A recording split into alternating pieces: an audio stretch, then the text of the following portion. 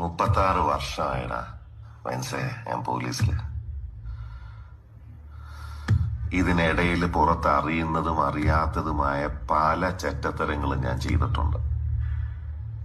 പക്ഷെ അതിനൊന്നും എനിക്ക് ഒരു റിഗ്രറ്റും ഇല്ലടാ. 2 ദിവസം കഴിഞ്ഞ് ഞാൻ ഡിപ്പാർട്ട്മെന്റിൽ നിന്ന് റിട്ടയറായി DYSP മെഡലും വാങ്ങി ഇറങ്ങുമ്പോ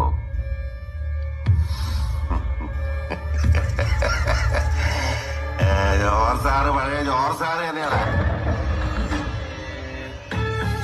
നീ ആരെയാണ് ഈ പേടിപ്പിക്കുന്നേ? എന്നെ